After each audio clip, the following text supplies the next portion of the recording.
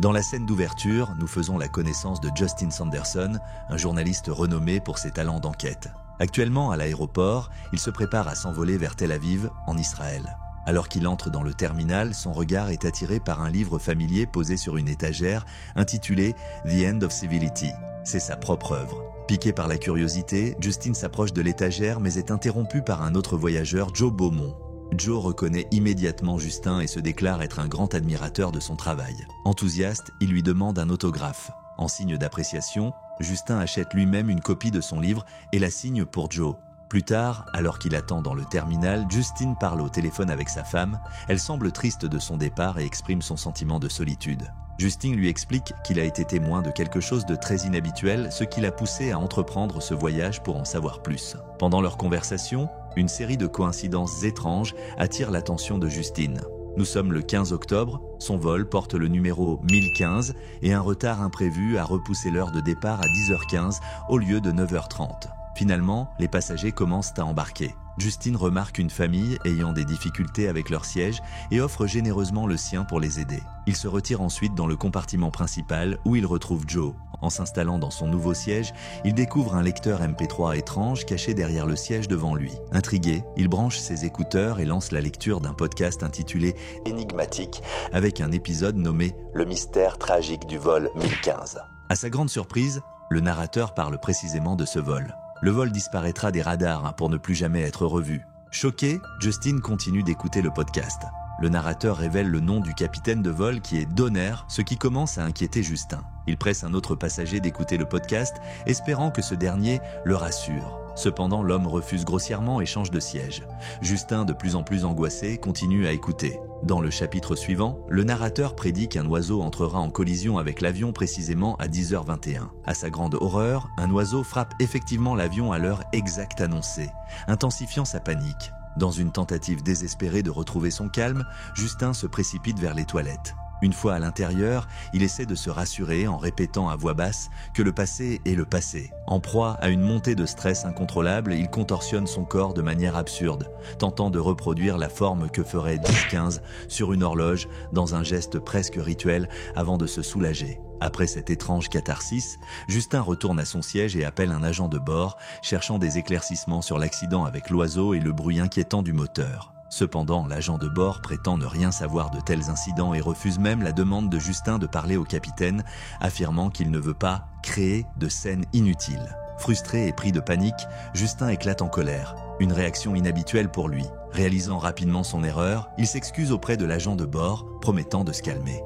Tentant de retrouver un semblant de tranquillité, Justin reprend l'écoute du podcast. Le narrateur, de manière inquiétante, prédit que l'avion disparaîtra précisément à 11h15, les derniers mots du pilote étant « Bonne nuit New York ». Cette sinistre prophétie amplifie l'angoisse de Justin. Cherchant désespérément des indices, il se lève et commence à explorer l'avion. Il découvre bientôt que les passagers peuvent observer les pilotes dans le cockpit grâce à une série de caméras. Le podcast suggère qu'un appareil interférant avec le système de communication du vol pourrait être à l'origine des incidents étranges. Rempli de suspicions, Justin se fixe sur deux hommes étrangers, occupés avec leurs appareils électroniques. Il s'approche d'eux et, de manière impolie, leur demande d'éteindre leur téléphone. Le podcast met en lumière le biais de Justin, exposant ses préjugés raciaux. En réponse, les deux hommes affirment calmement que leurs téléphones sont en mode avion, ce qui contrarie Justin davantage. Une dispute éclate, obligeant les agents de bord à intervenir et à demander à Justin de retourner à son siège. Déterminé à découvrir la vérité, Justin plonge plus profondément dans le podcast. Il apprend alors l'existence d'un homme nommé Igor Orlov, un autre passager du vol qui doit témoigner contre la mafia russe. Cette révélation mène Justin à soupçonner que le vol pourrait avoir été saboté par la mafia. Toutefois, il pense également qu'il pourrait y avoir un maréchal de l'air américain sous couverture à bord, possédant des informations cruciales sur la sécurité de l'avion. Avec cette nouvelle information en tête, Justin se rend une fois de plus auprès d'un agent de bord et demande à parler au maréchal de l'air. L'agent de bord, visiblement agacé par ces questions persistantes, lui demande fermement de rester à son siège. N'ayant personne pour l'écouter, Justin décide de se confier à Joe, un pilote chevronné. Joe, lui-même un homme de l'air, lui révèle que le maréchal de l'air est non seulement hors service, mais qu'il possède également une mentalité aussi trouble que celle des terroristes. Ces paroles éveillent les soupçons de Justin qui se sent alors poussé à enquêter sur les passagers russes. À la faveur de la nuit, Justin se glisse furtivement dans le compartiment à bagages des passagers russes. Il commence à fouiller leur sac avec une nervosité palpable, bien conscient que les autres passagers pourraient le remarquer à tout moment. Et effectivement, quelques-uns commencent à observer son comportement étrange. Ignorant leurs regards inquiets, Justin continue sa quête désespérée.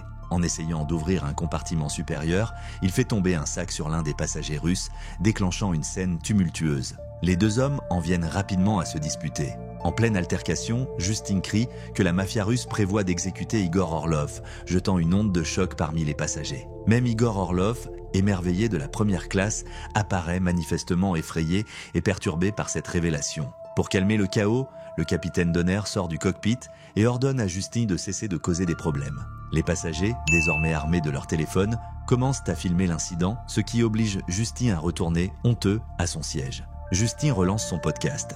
À sa grande stupeur, le narrateur dévoile que Justin est directement lié à la disparition du vol et diffuse même l'audio de l'altercation récente avec les Russes.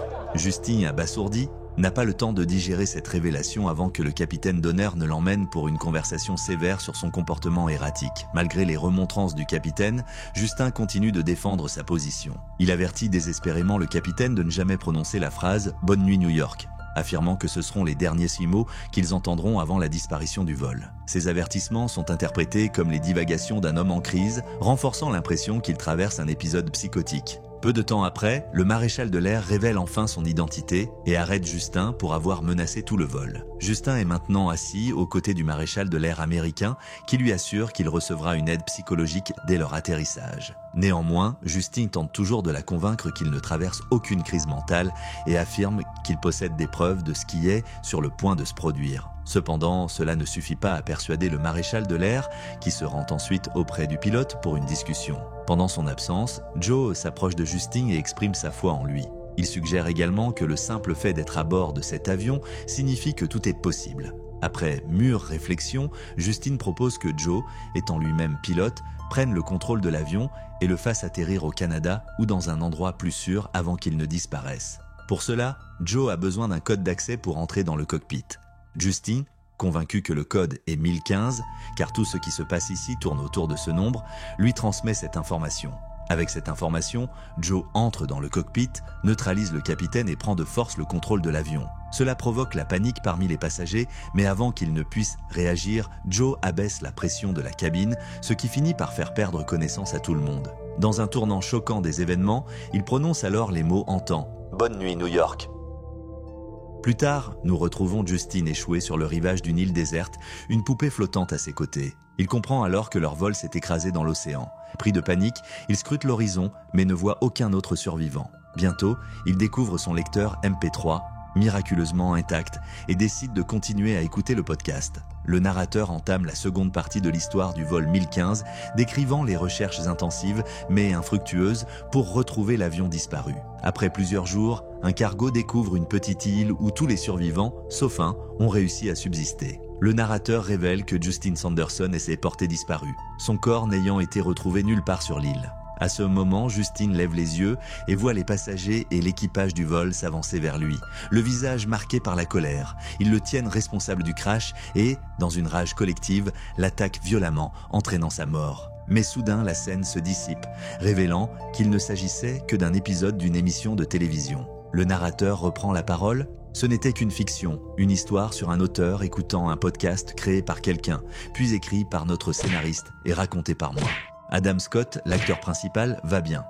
La question à se poser est qui est Joe réellement et comment pouvait-il prédire l'avenir? Laissez-nous savoir ce que vous en pensez dans les commentaires. Merci d'avoir regardé la vidéo jusqu'au bout et si elle vous a plu, n'hésitez pas à vous abonner et à lâcher un pouce en l'air. Sur ce, on se voit la semaine prochaine pour une toute nouvelle vidéo.